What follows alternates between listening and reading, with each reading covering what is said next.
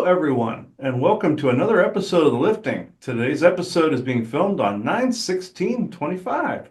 We're here with Michael Kopf today, and this is going to be a very, very interesting episode about the paranormal, actually. Before we get any further, I now open this circle to true benevolence and no conflicting agendas as of this moment in time. So, Joanna? We are all one. And when one is harmed, all are harmed. When one is helped, all are helped. Therefore, in the name of who I am, and I am one with all there is, that only the highest good be done. We pray for you, your friends, your family, your loved ones, to let healing energies in. Let them love you and nourish you and bring you to your highest good. We ask for benevolence now to come in with no conflicting agenda in order for us to have this conversation in great understanding. And we ask for malevolent and mischievous type beings to be swept away, so that we may have this conversation in peace. And with that, and with great blessings that we always send your way, we say, so be it. And so be it. So be it. Yeah, so Michael, before we get really going into the meat of the conversation, why don't you give our audience a brief brush up on basically a little bit of a bio and the shows you do and your book? Sure. So, yeah, this is a little different. So, I have been in the paranormal field all of my life, but never really knew I was in the paranormal field because I grew up metaphysics, and so found out a lot of experiences I wrote off as spiritual were paranormal. And so in 2018, a friend reached out to me in a Facebook group and was like, "Hey, do you want to do paranormal investigating?" And I was like, "Is that for real? I thought that was just TV, like show, like reality TV stuff." And so in 2019, I accepted a request with the team and started investigating, and kind of been investigating ever since, and done over 100 investigations. I've done almost probably 70 paranormal interviews or being on panels talking about the paranormal. So I'm by no means an expert, but I do have a lot of experiences. And so I am a big proponent of sharing my experiences, and I don't believe in faking anything to get viewership or to get, you know, that 15 seconds of fame of people going, "Ooh, we need to have this guy on the TV show because had this happen." I'm like, nope, that's not me. I'm more of, this is what happened. That's more cool than what you could have done. So I'm standing behind that instead. Exactly.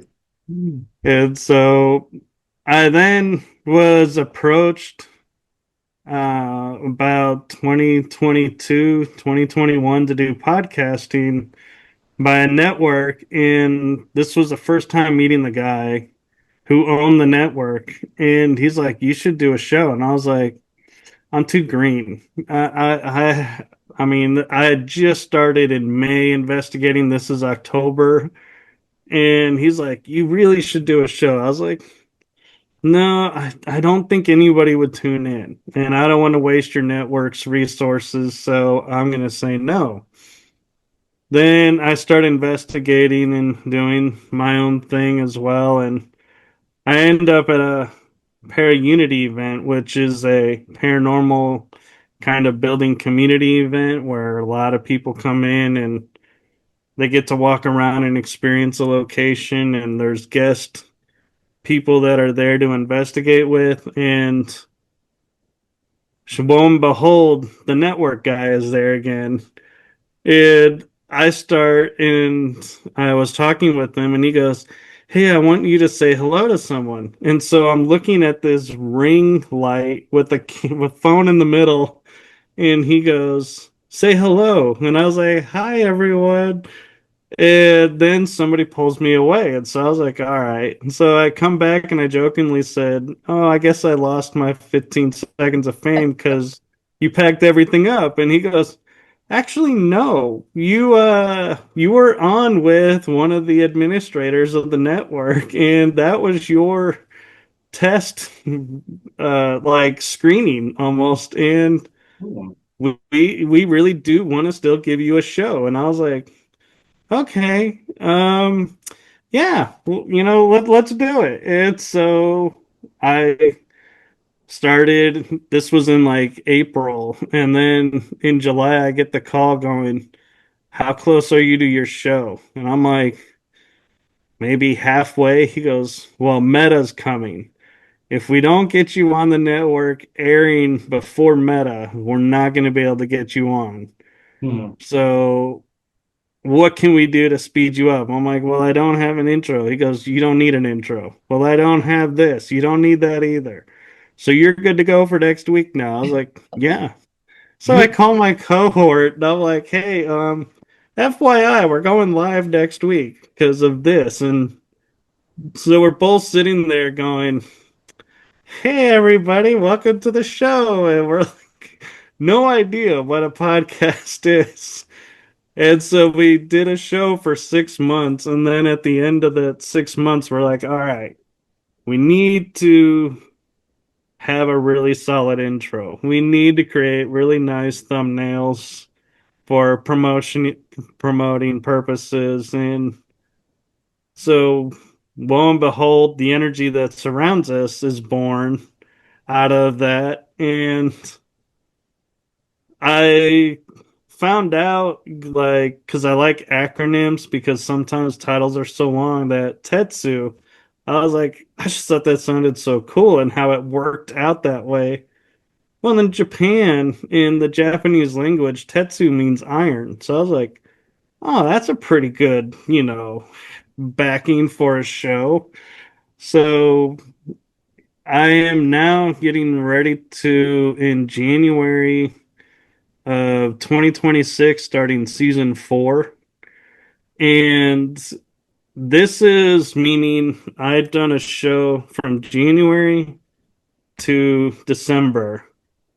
This is going to be the 4th year of that. And it's like, wow. And I've always had a few extra episodes. I don't get 52 in a season. I usually get like 55 or 60 some, because every once in a while I'm like, yeah, let's do a fun episode of this. And I've met a lot of great people and shared a lot of great experiences. And it's Tuesday nights. You can find it on YouTube and Rumble are the main places. And Wednesday nights in 2023, after my dad passed, I created a series in kind of memory of him, my mom, and I, because we've always been into the kind of esoterics, but I didn't know it was called esoteric, the hidden histories and everything. And so I was like, yeah, let's launch this and let's do this. And I had no idea how to do it, if it would work. And I actually even launched the series in August with 3 shows out of the planned 10 booked, and was like, it's either going to make it or break it. And ended up with 11, and then grew on the next season. And I took prerogative and said, the next year, let's make it season 2, because it's going to get confusing if I have one show season 1, one show season 2. So I'm like, everything's season 2. So that show actually is on Wednesday nights. It's Riding Through the Unknown, and it's weekly now. And so that started this year, and it's carrying over next year in January for the same thing. And my cousin does all my intro work and thumbnail work, so that all I have to do is drop a photo in and changes everything. And so we've evolved it. So it's been a really fun ride. And I'm going to take a break now and hand it back to you to take it from there. Yes, so do you, and again, some people do their shows live and some people do their shows pre-recorded. What do you do?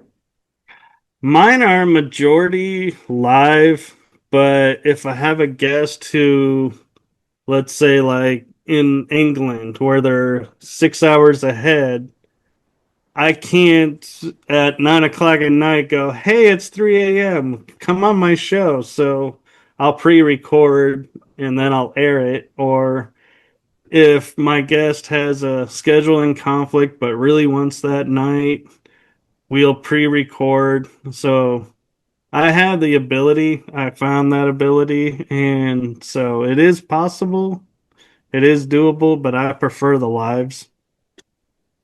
And then what we'll do is we'll make sure and that down below, you guys will make sure that you can find where Michael's things are and, His link, times and yeah. everything, so that if you want to watch it. But it was really interesting. So one other thing, if you want to do, I call it the Star Wars things, you know how you drift it up? We want to show. You're laughing because his green screen will come in there that Michael, Or his filter won't come up, yeah. right, decided to write and just disappeared. And then he disappeared. So Michael Dun, decided dun. that he wanted to write a book about his journey within the paranormal. We're going to bring it up now with share Yeah, screen. go to share screen and I'll show you guys on Amazon. This is his book right here. That's on Amazon.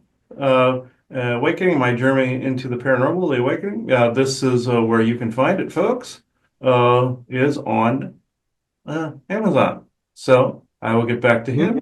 Just so that we can show that. Yeah, there we go. And so the beauty of this story is last year in 2024, I wrote a book and it was like 13, 14 chapters long.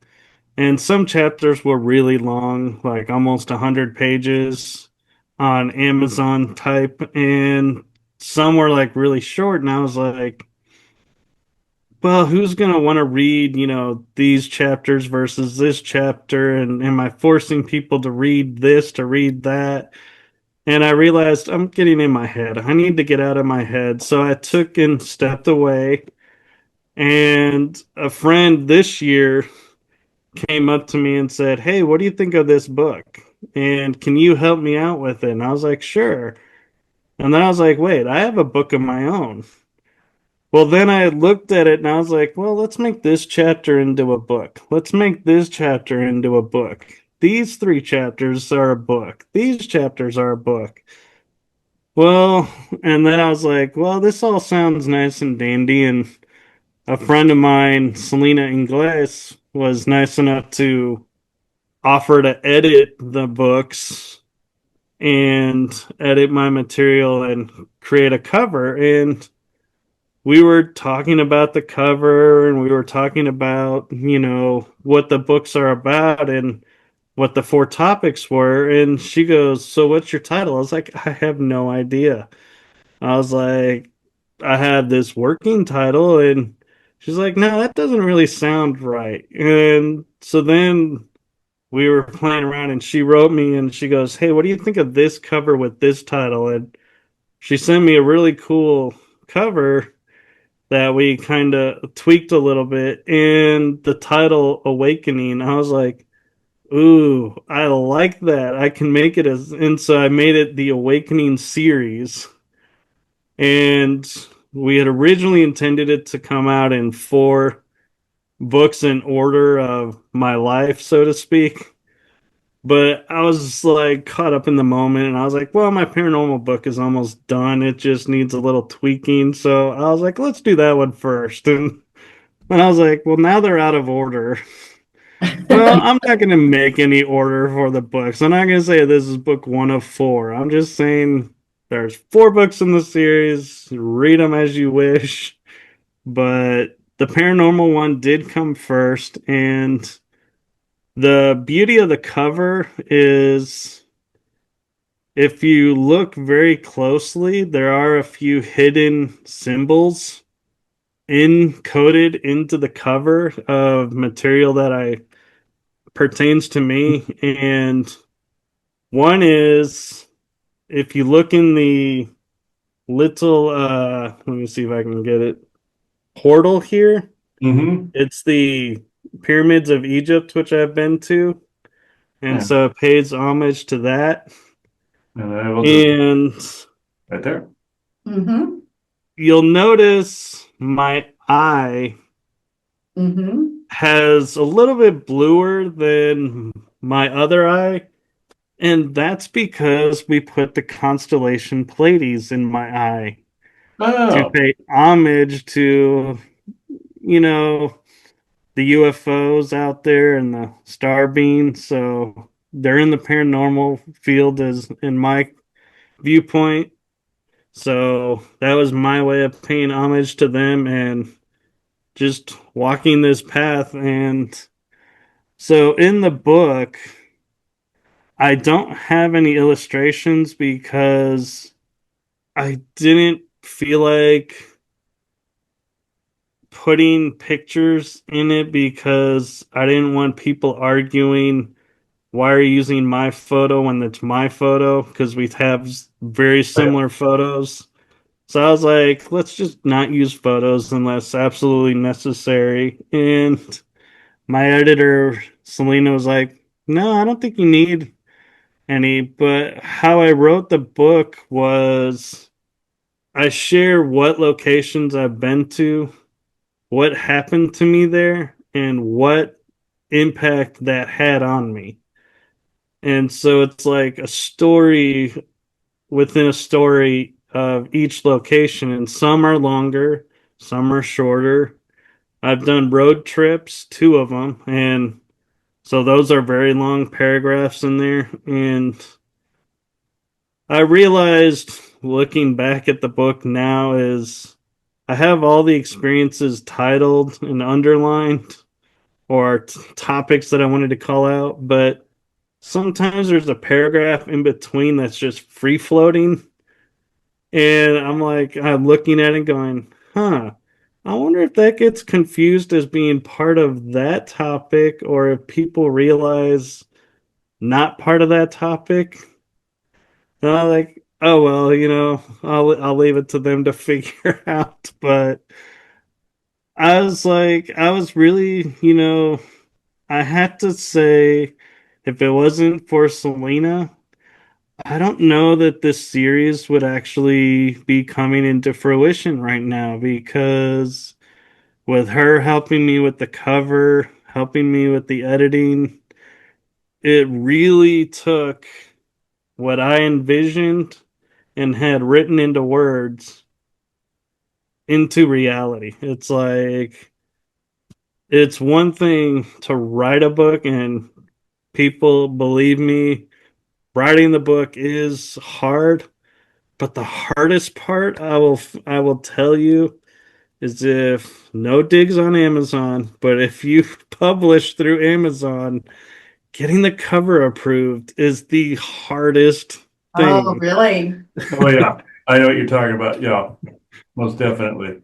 So I I am curious because you call it the awakening. So give us an awakening nugget from your perspective of in your journey. What is sticks out in your mind? so an awakening nugget is this book has my first paranormal experience at 2 Oh, where wow. I share it and then where like and all of a suddenly there's like no activity and then it'll be like, oh, maybe in my teenage years something happened or my 20s. And so there's like a gap of time where nothing and I'm just in I could have wrote, like, oh, I was doing this or this. But then I was like, no, this is my paranormal journey. So it literally is my first experience to the next experience to finding teams, investigating on my own, the equipment that I've used or do use now, my view on equipment, and I even have a piece in there where I say, advice to the paranormal investigators. And what I do is in that I state because I see on YouTube and people show me these videos where they're going into locations that are closed and are like, hey, look at this, and we're investigating this. And I politely say in my book in this little section saying, please stop doing that because you're actually making it really hard for the legitimate paranormal investigators to go in Right. and investigate there because you're doing it illegally. The owners now have bad faith in the paranormal field, and so they are very hesitant to open their doors. And so, as much fun as it is to go in and check out these places, I'm like, please get permission and go through proper channels because it makes it easier for everyone in the field and not just the glory hounds that are like, I don't care about the rules and the laws, and I'm going to go get my footage and I'll be able to say I went where nobody else was able to go. I'm like, great to you, but yeah, not cool, dude. Yeah, you never want to do that. I did paranormal investigating for so long and still do. You never, ever, ever want to actually not get permission. The only time I can honestly say I ever did that, there was a church that the Sunday services had just gotten out, maybe 2 hours before that. Walked in there, it was this complete liminal space that was in there. Pulled the ghost box out, went around on the inside of this church, and then went through a Mennonite church with actual permission to do that. So yeah, I've done that. But the liminal space, when people just let out, they actually left the doors open all the time. So there was actually permission there because they had a sign on the door. So it was like people could come and go. Right. Yeah. So Right. I'm. Oh, go ahead, Joanna. I just was curious. So with all the experience that you've had, what part of the investigation or which piece of equipment or what is it that you do that you're like, aha, I may have something here? Is there anything you go to? It really varies because when I first started, I thought because I saw it on TV, I needed all these equipment pieces. So I tried to get my hands on everything. I was like, if I saw it on TV and I found a place where it was affordable, I was getting it. No idea how to use this equipment or what it's actually even for. So when I started using it, I was like, well, yeah, I'm not really getting much for it. And I find myself leaving it behind and not using it anymore. And I had cat balls, for example, and I've seen them on TV and I've seen them in use, but never really got anything from it. So I was like, let's just throw them out and whatever happens, happens. Well, I was actually at a location where I had a cat ball on a puzzle wedged in a slot where it could not move unless you physically moved it. And it was on a bed, and nobody's on the bed, and it's on a slab floor. And I'm sure, Chris, you know why I'm giving all these details. Mm-hmm. The cat ball starts lighting up, and it runs for its cycle, and then it started lighting up again. It did it 4 times in a row. And I was like, nobody's messing with it. Nobody's touching it. This can't be a fluke.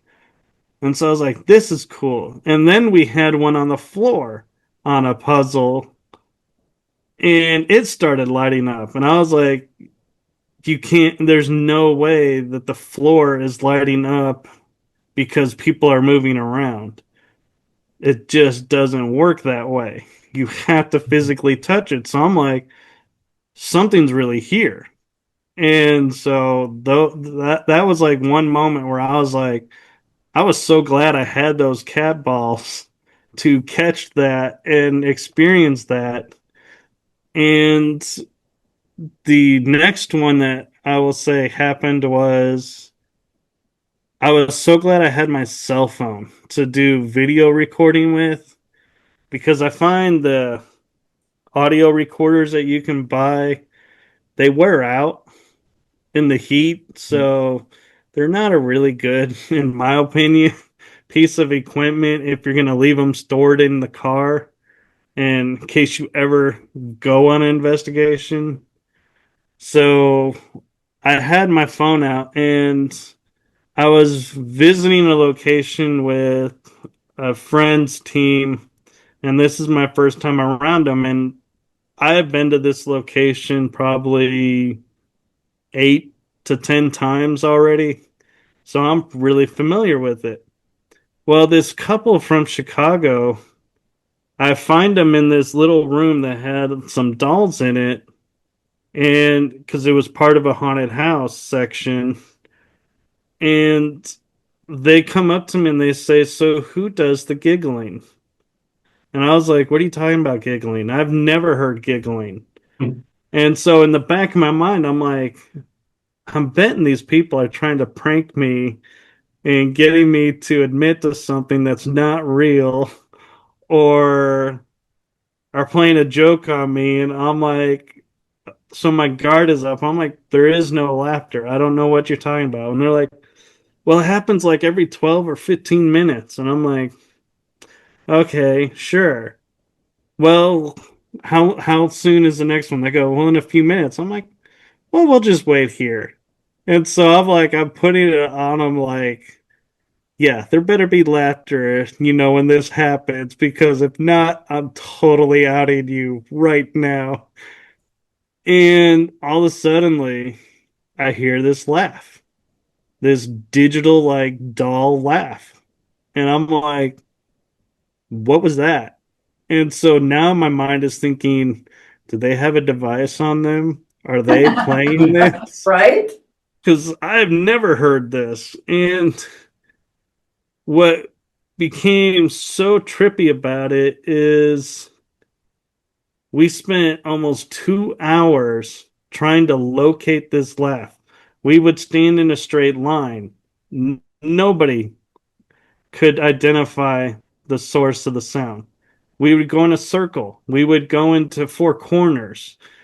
We would spread out to the whole area that this was encompassing section of the room, and we were like, oh, it's in the ceiling. No, it's coming from that room. No, it's coming from, and we never agreed.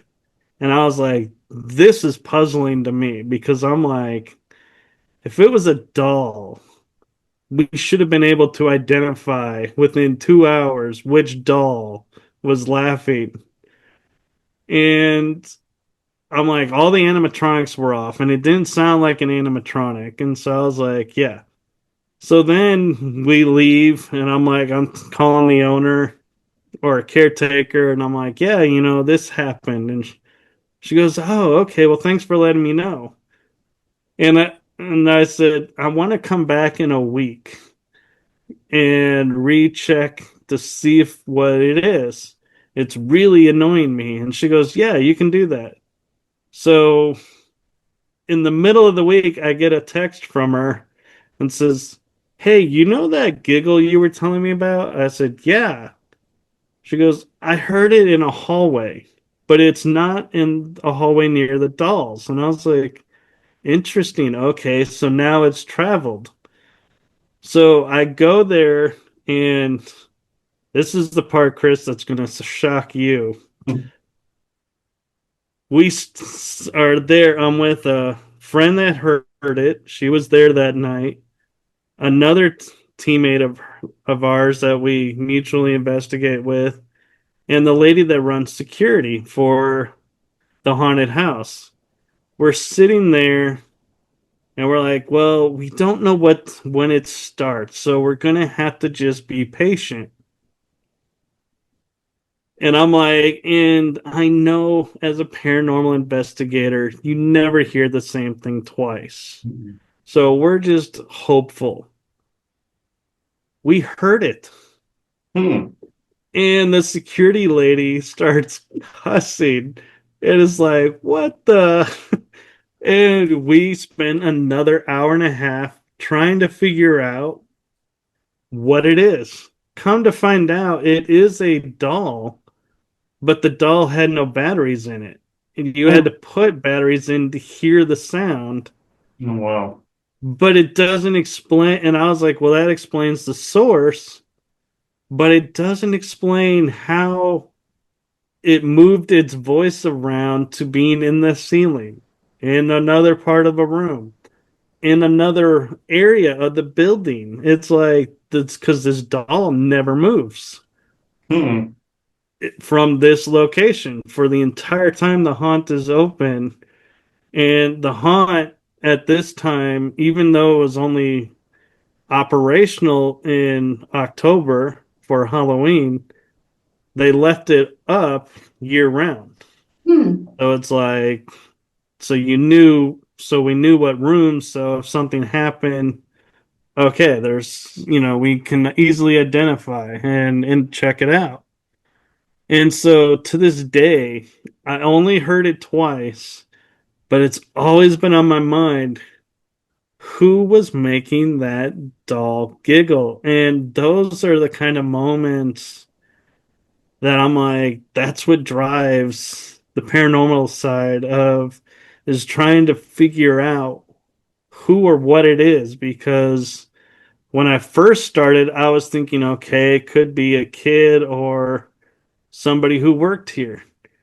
Now, where I'm at today, I'd be going, okay, it could be a kid, could be somebody who worked there, could be someone attached to the land, could be from a parallel timeline, could be from another dimension, could be another, like a star beam that's coming to, try and bring awareness. And so I'm like, my mind has like opened up so much to the possibilities that it's like, yeah, the paranormal field is, if you only look at ghosts or hauntings in locations as ghosts or spirits, you're missing out on so much more, in my opinion. And I'm like, Right.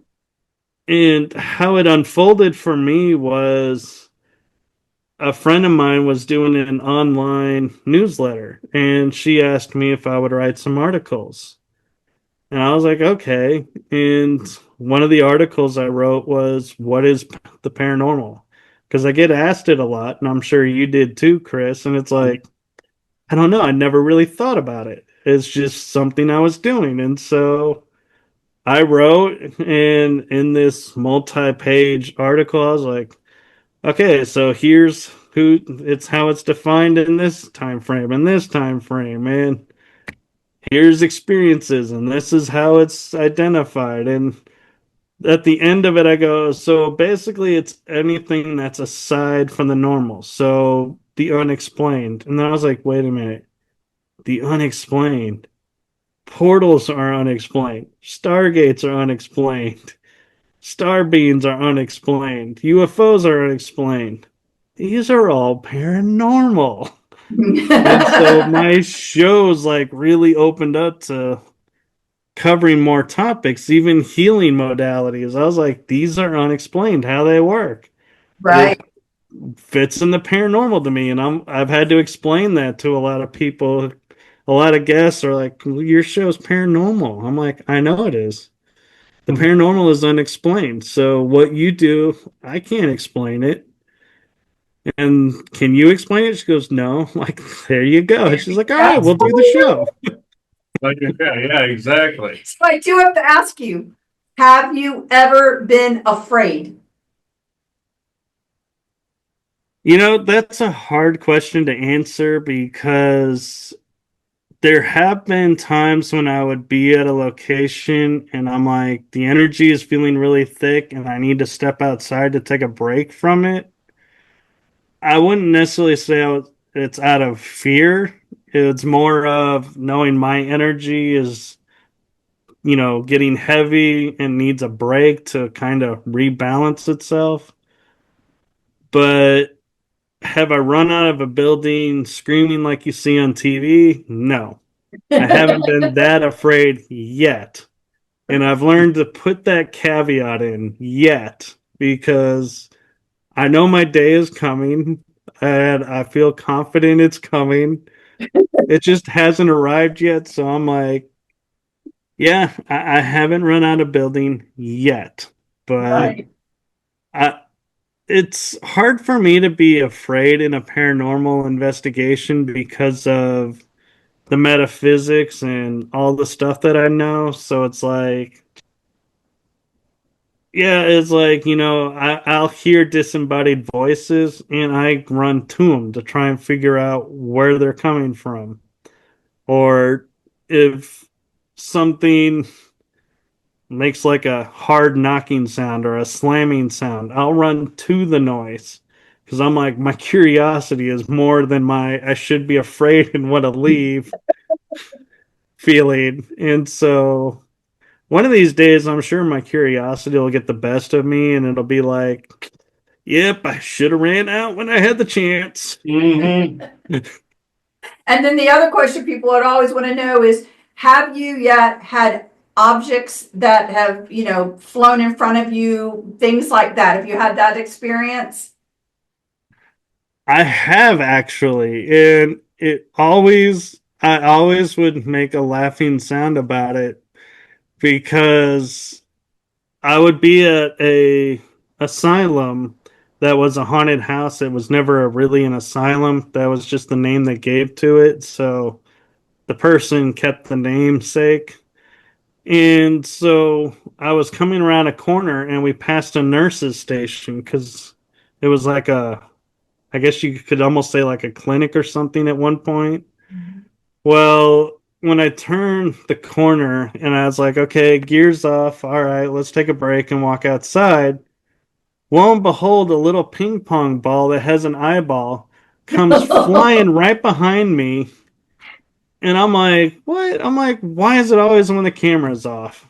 Mm-hmm. And that was one time. And another time, this one actually, Chris, you'll really love this moment because this is one that defies all possible logic to explain it away.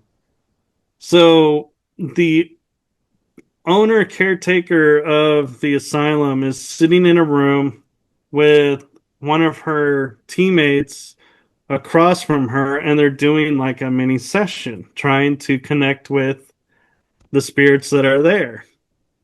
And I'm walking by, and there's a few people in this room, and it's set up kind of like a little haunted house area where it has a all you can eat buffet style cabinet there and a refrigerator in a corner. And I kind of step in and I feel like I need to turn and walk out. And it's not because I feel like I'm disturbing them. It's just a feeling I got. So I turn and all of a sudden this loud bang and I freeze. And even the caretaker sees me freeze and she's laughing because she's like, were you like frozen in fear? And I was like, I wasn't frozen in fear. I was frozen in what was it? Who's around me? And do I need to run because who's Mm-hmm. around me? It's like my mind is figuring out what scenario is fitting this moment. And we turn the lights on, and a plastic bone that was never in this room had manifested into the room, flew past her ear. She said she heard the wind of it fly by and was like, nobody knows who threw it, how it even got in the room. And so that was a moment too where I was like, this paranormal stuff is cool. Mm-hmm. Oh yeah, I've run into many of those cases over the years, and some have been pretty creepy. Been like in abandoned houses, abandoned. One of them was an abandoned church. One was a hospital. One was a old nut house, sane asylum, and many graveyards. So yeah. So Yeah. I never thought about this. I can honestly say for a lot of my life, believe it or not, the very first encounter that I had with an object being moved by something was the day that we were going to meet for the first time, because I actually thought something was going on in my house and I wanted somebody to deal with it. So a friend of mine recommended Chris, and it was our very first conversation. He was going to help me do something. And I thought there was a being in the house. I kept thinking I was looking at it or whatever. And then it was getting really close time for Chris to call, right? Because he was in another state. And so never have I seen anything like this before. I was starting to get this feeling that this is not good for me, right? Like this is something, like you're just saying, this is not good. And I literally watched something walk over. Now in my fireplace, there's no logs or anything, no fire was in there, but I had put cat toys, swinging cat toys or whatever. And I literally watched this thing walk over to the fireplace and swing and hit the cat toys that started going crazy. And instead of being afraid, I actually just got so mad and offended that I had been dealing with something that obviously was maybe mischievous, like really not like starting to like cause problems now, that I was like that mother, you're gonna be out of here. You just wait till he gets on the phone, right? And I'm like, anybody that would have saw me would have thought I was Looney Tunes. And that was the first moment that I had ever, experienced something really cause and effect. Again, a lot of people maybe wouldn't have seen what I saw to know that there really was something right there that did that. But I wasn't angry about it because I was so mad and offended. But then when Chris and I were talking, he just said, has it hurt you yet? And I was like, what do you mean? It could have hurt me? You know what I mean? Because I was too upset about it to know. And obviously he dealt with it. But that was my first time. So sometimes I think you're caught up in the moment and you may not realize that maybe you should be concerned. You know what I mean? So that is what happened to me. So. Mm-hmm. Well, and one thing I like to point out that because a lot of people will be like, I've never had a paranormal experience. And I'll just start to laugh and they'll look at me and they'll be like, why are you laughing? I'm like, I have a couple questions for you. And they're like, okay. I said, have you ever been in a room and all of a sudden you smell a flower or something that's not in that room and is coming from absolutely nowhere? And they go, well, yeah. I go, you've had a paranormal experience. Mm-hmm. And they're like, that's a paranormal experience? I said, yeah. Or I'm like, have you ever thought about somebody and then the phone rings and there they are? They're like, yeah. I'm like, that's a paranormal experience. And they're like, and it's like, I have to sit down and say to people, a paranormal experience is not a ghost walking across your house or, uh, throwing a dish. It's a bunch of little things that Mm-hmm. are occurring in your everyday that your mind just goes, no, I didn't see that, or no, that was just a fluke. It's Yeah. like, yeah, you just had a bunch of paranormal experiences and just never realized it. And they're always like, oh wow, that's so cool. So that's what you guys check out. I'm like, yeah, that's the majority of it. It's like there's They're notorious battery drainers too, because that's one of the most common paranormal phenomena with any devices that you have. Batteries go completely dead on you. oh yeah. Interesting thing though, and this happened within the past 2 days here. I know when there's a ghost around because the computers act wonky. So this happened to this computer both in Arizona when we were there, and the same thing a couple of days ago, where it's always plugged in to the socket. But something came in and tried to drain the battery. It made this beeping noise. I was afraid something fried.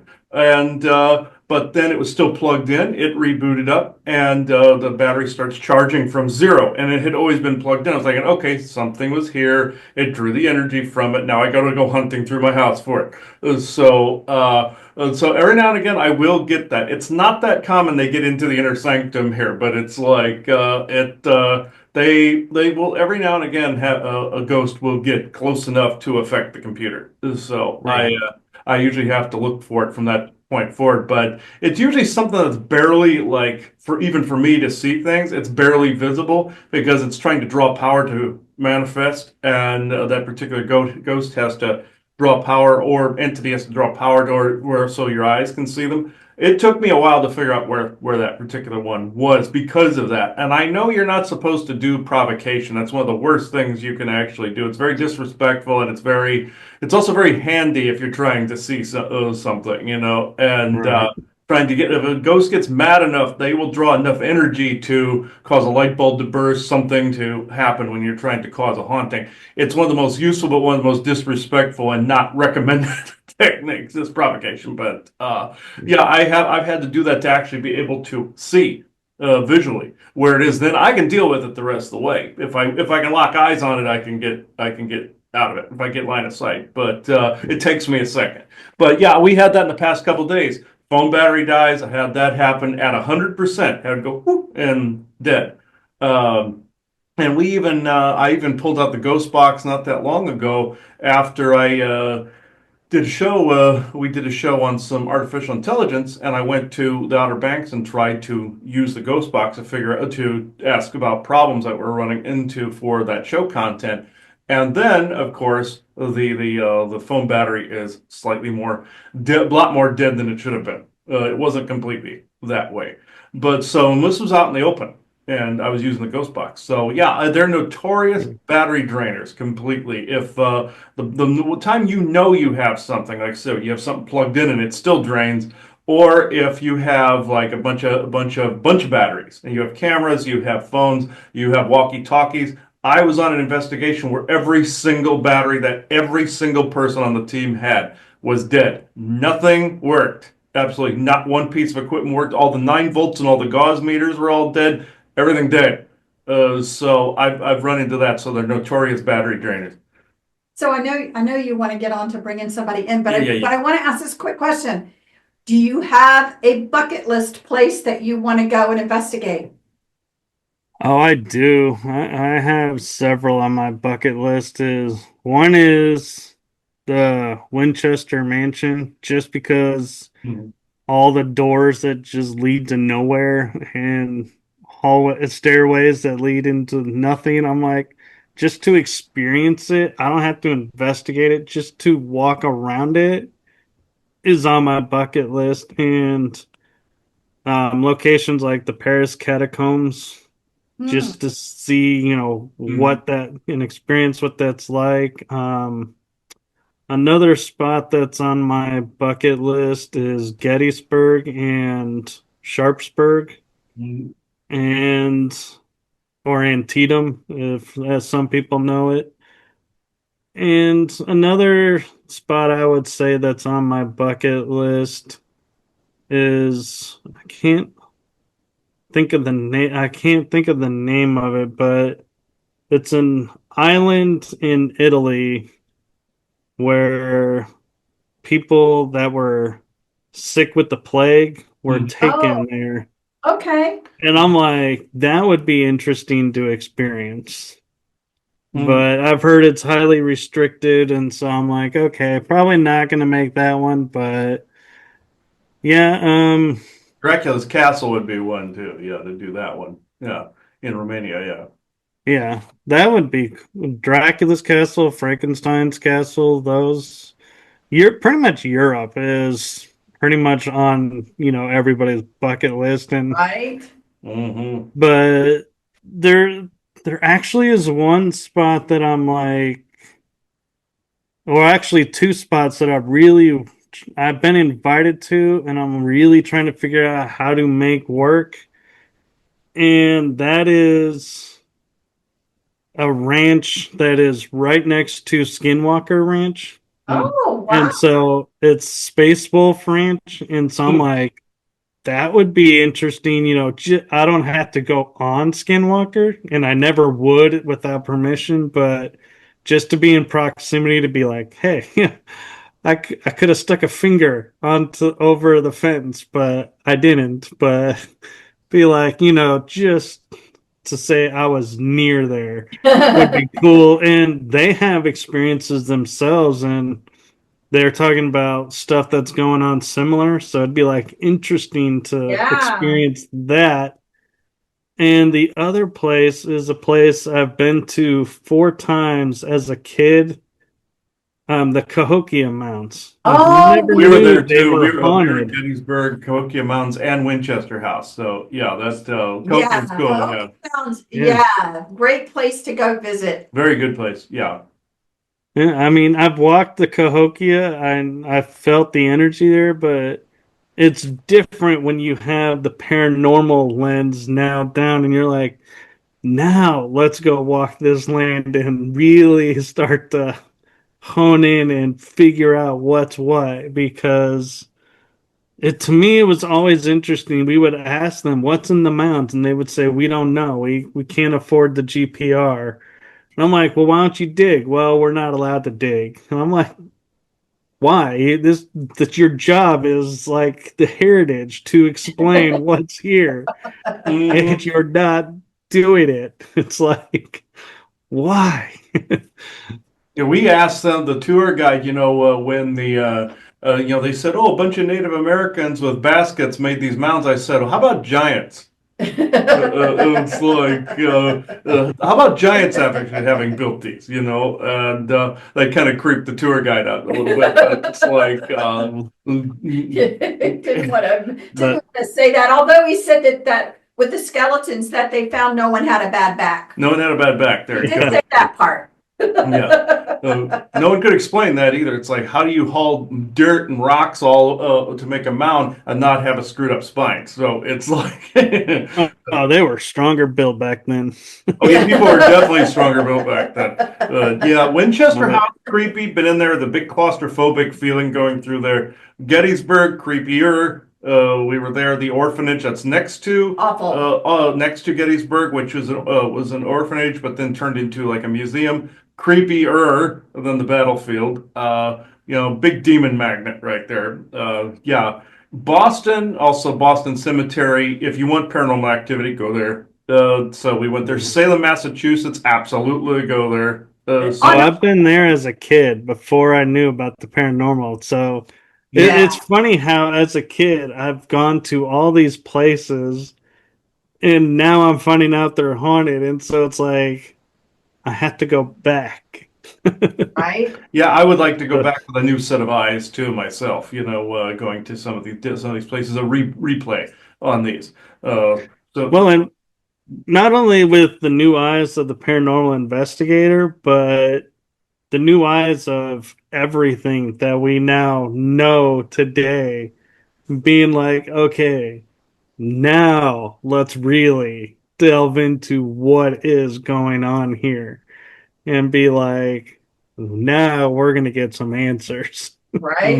exactly. Right. Yeah, yeah. The dumbest thing I ever did was do a channeling right on Gettysburg Battlefield. Stupidest thing I've ever done. Dumb, dumb, dumb.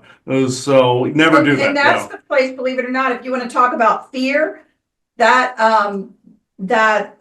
orphanage, I did not want to put one foot on. I did not. That energy. I was terrified I of that stepped on the place. porch and I sat on the porch in the rocking chair and I did a ghost box session. The thing of it is, I got back to the house later on, tried to do the review on the ghost box session on the recording. I couldn't play the damn thing without ghosts showing up. So it's like I had to ditch the file because the file was Yeah. haunted. So that's how bad the place That was, was. I did, that was one, so Uh, yeah, that's on your Yeah. bucket list. But I will tell you, that is one place that actually terrified me. Creepy, Yeah, creepy, And it creepy was place. bad. Yeah. one thing I'll say before you do your thing, Chris, is if a lot of investigators get into it for the afterlife, proving is there, isn't there.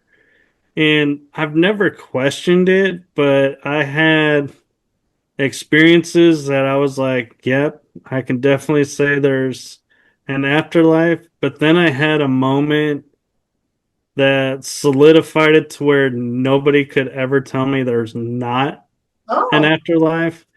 And that was so my dad passed in June 2023. Well, that was on like Tuesday night, Wednesday at like midnight, between midnight and 1 a.m. So technically Wednesday, still Tuesday, kind of mentality. Well, that Friday, I was on the phone watching a friend do a investigation. I was watching her live and I was interacting with the spirits through my phone. Like I would text them a question and they would respond to it. And I was like, that's pretty cool that, the spirits can, understand a text message. But then that's not what solidified it. What solidified it is I tell her I can't stay up anymore. I got to try and get some sleep because I'm still emotionally raw. And 2 days go by. So Sunday, something says you need to reach out to her. So I reach out to my friend who's running these investigations, and I was like, so how did your weekend go? And she goes, funny you should ask. Hmm. And she knows nothing about my family or anything about me. And she goes, well, around 2:30 in the morning when everybody started putting their stuff away, we kept hearing this name being repeated. And I was like, what else happened? And she goes, well, and they kept talking about this one particular food item, and it was very specific. And I was like, okay. And she goes, but nobody could understand it. No, it went with nobody that was there. And it's not in any of the spirits that I know of there. And I said, okay. I said, well, do you want me to fill you in on something? And she goes, yeah. I said, that was my dad's name. That was his favorite food. Oh, wow. Oh, wow. And she said, well, it was so intense. I went and had one of those, the food items, and man, it was good. I was like, yeah. And she said the next night, everybody came and we all were talking, and their gear was all powered up and everything. And we said, it's time to start. All the equipment went dead. Mm, And we were like, oh, really? And I was like, yeah, I was like, I can't say anything about that. Right. But the fact that she knew my dad's name and his favorite food just to me was like, nobody can tell me there's not an afterlife after this moment mhm, because she had no idea that because that's not public knowledge. I don't ever post in and say, my dad so and so, we Right. went and had this. So it's like the name may, have come up, but not the food. And so the combination, I was like, that's my dad, 100%. Nobody can tell me otherwise because there's mhm. no way none of these people knew me. So I was like, That's a great story. That is weird. yeah, Yeah, that's always great when that happens, Mhm. that type of validation because it's, unrehearsed, all of it, then you know. Who, what, where, why, yeah. Wonderful. I'm mm, glad that And happened for you. I was blessed because I was about to spill the whole experience on a show, and this one guy goes, Michael, before you tell this story, leave out the details. Just tell what like, that it was a name and the food, or, that it was a food item, because people will listen to this and they're going to know it and they'll take advantage of you because they'll say, oh, this person's coming in and he's mentioning this. And you're going to think, oh, yeah, because you don't know me. You wouldn't know that. And he's like, you just put it out in public if you share it here. And I was like, great point. And so it's it like, is a I was good like, point had to too. take a step back and be like, Mhm. okay, so this is what happened. And then Phil made that my story. Hmm. That's actually a good idea Mhm. because you'd have every supposed medium coming out of the woodwork and saying, yes, this, yeah. So yeah, you did it the right way. So Yeah, yeah. I was grateful he did that because I was not thinking straight. I was just in excitement mode of I talked to my dad and here's how I know it was him, and everybody be like, yeah, now everybody knows how to get to you to say your dad. Right. Oh, that's great. Yeah, well, I think we're at the point in the show where we can actually do the channel now. Yeah. Here. Mhm. All right. All right. I'd be willing to bet it's Isaac. Let me guess. All right. Yes. How did you know? Okay. Yeah, usually when all others are like gone, he's usually the one showing up, and there's his book again. We'll see if he can. It's Isaac. Oh, it's funny. Yeah. Dun, dun, dun, dun. Yeah. So, okay. Isaac, make it quick. Okay. Let's see.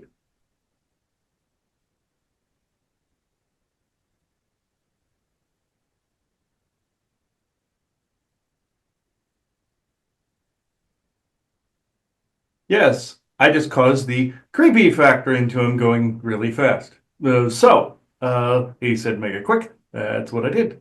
When it comes to the paranormal, a key point in this should always be it's about communication, not necessarily about proof.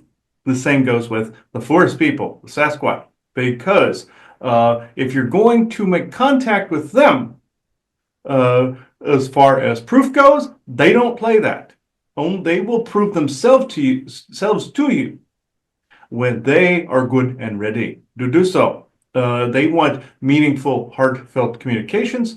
The way you should go into the paranormal is no different. Or if you want to clear a place, or also, of course, proof does come along quite often, in fact. Legitimate cases, like you and the cat toy, for instance, cat ball. So things of that nature, but it's still, there was a meaningful communication. And yes, they are always cool. Except if you get a really angry demon of some kind. I suppose if you get that on camera, you've ousted some evil force. But which has actually happened multiple times over the decades that the technology has been available. There are programs such as some of the, not necessarily just SSP, but there are agencies that actually have glossaries and indexes, dictionaries, whatever, on any database on some of these types of phenomenon, from demons to Sasquatch to UFOs, of course, and ghosts, different dimensional layers, things of this nature. But the current equipment, somebody out there is actually hoping that somebody actually catches something really legitimate. There's a lot of dis and misinformation out there, but there's also a lot of legitimate stuff that's been overshadowed by some of the over dramatized nonsense. He ran into a situation where he wanted to give a network his paranormal experience, but they wanted to over dramatize it. It's the over dramatization. You want of course, people love the theme. They like the Halloweeny thing. They like the horror thing. They also like the paranormal-ish theme, UFO theme, of course, of course. But it's important to remember to have it grounded in truth at all times. So I know you're more limited on time, so I will just go in question. You have any questions, Michael? I do have one, and it's right up the alley, and I'm sure Isaac will appreciate this one. Is I have this theory of werewolves are SSP alters that have traveled back in time and got witnessed. And that's where the legend and lore of werewolves kind of comes from. Am I on the right track with that? Or You are actually closer than you think you are. That's one aspect. One is alien. That's where they got the DNA to begin with. But there are legends and stories where werewolf soldiers have used the time travel programs to go back and build these legends to begin with. One is the Antiqua of the Dog Star, Sirius the Dog Star, and then building the original DNA that created the werewolf. One is transmutative that would turn somebody into a werewolf. Vampires, same difference, came from an alien source. Your SSP programs took these DNAs and created soldiers. This is where you get the idea of your Witcher, the school, the wolf school, the cat, things of that nature, where they were supposed to be super soldiers. So there are those transmorphic type ones, anamorphic types, that were transformed into this type of creature that is still integrated into their DNA. In the time travel programs, then some of these legends were more seeded. Some of your werewolf encounters are actually of a super soldier type that actually has more of a skin armor on the front of them that was genetically bred into it to be thicker, like a bulletproof vest on the front. This is why some of them have repelled gunfire. This is why Sasquatch tend not to always be able to, because they were not necessarily born with that. But some of the time travel programs, yes, Michael, you are correct in that. The other source is alien. Thank you. Yes. Anything else? You know, I do have one just kind of shamelessly plugging kind of question is, Hmm. do you guys read books that we write on in your dimension and in your plane, or are the books already there and so you actually know about them before we do? Sometimes depends on the material. Sometimes it's the effect before the cause, and we read the book before you've written it, and sometimes then we will influence its writing. But depending on what dimension the being that you're dealing with is from, they might prevent the writing of something as well that may have been written in a particular timeline and try to alter the timelines and screw with that. But when you write something, if just like with you, if we're curious enough about the subject, we will then read it.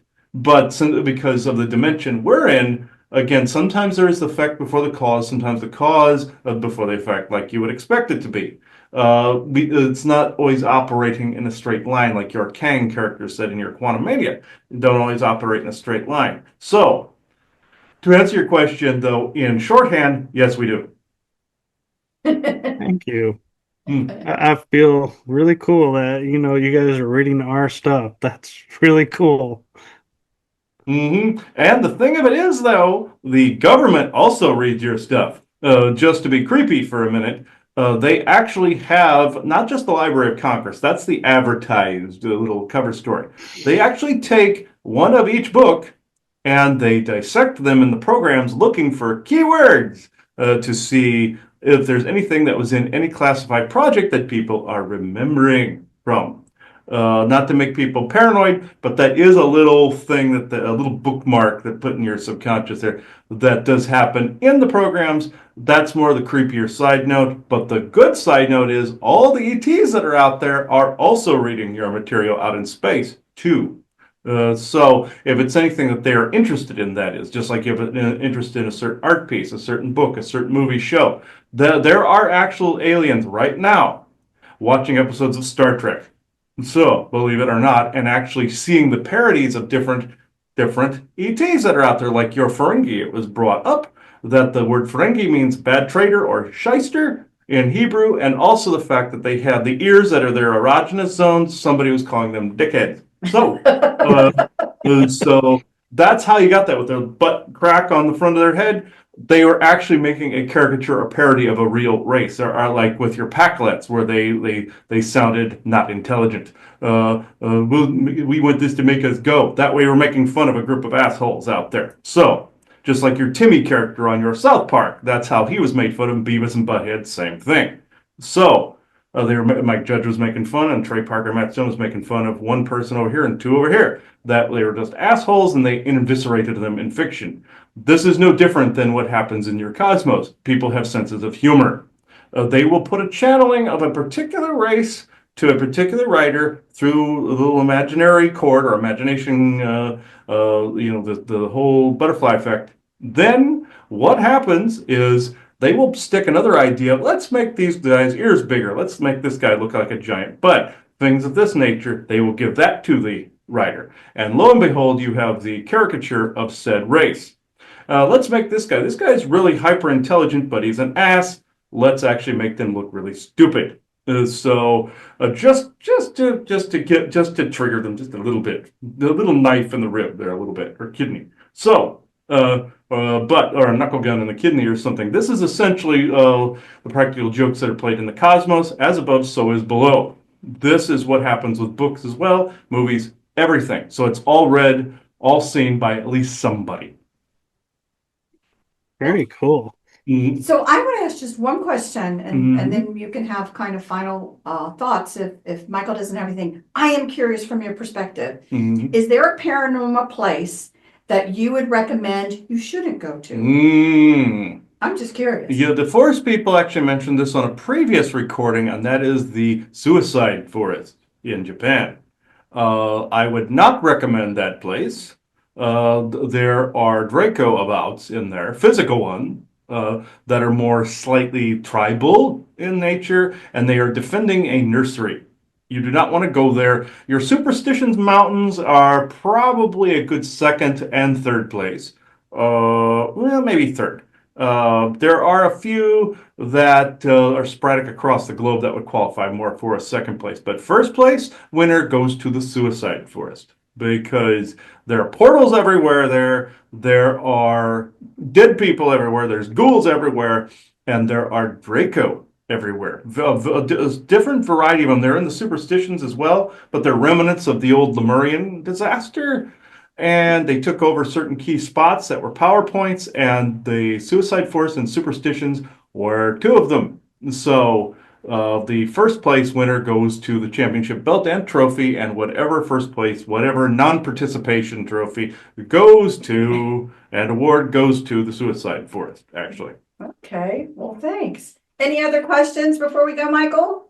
I'm good right now. Okay, great. Well, thanks, Isaac. You can take Yes. it out. Yes. I don't think you want me to do that exactly, but not on camera anyway. But anyway, ending this channeling now. Thank you and goodbye. He could have been slightly more R-rated with that, but he dumbed it down. But Yeah, uh, I was about to make the crack. Oh, you could say that for later. yes, and I heard him go, and I will too. But he's one that will, if you really want him to, he will literally find a time to scare the ever living crap out of you. He's one of those type of beings that he'll be like, "Boo!" in a mirror or something like that. He did it to me two times. I will bring it up, mirror physically in the middle of the night, him actually looking solid at me through a mirror. I was like, ah, like that at me. And once when I was swimming in a pool, he grabbed my ankles and pulled me down under the water. And because he was trying to get me away from two draconian entities that were getting into the space.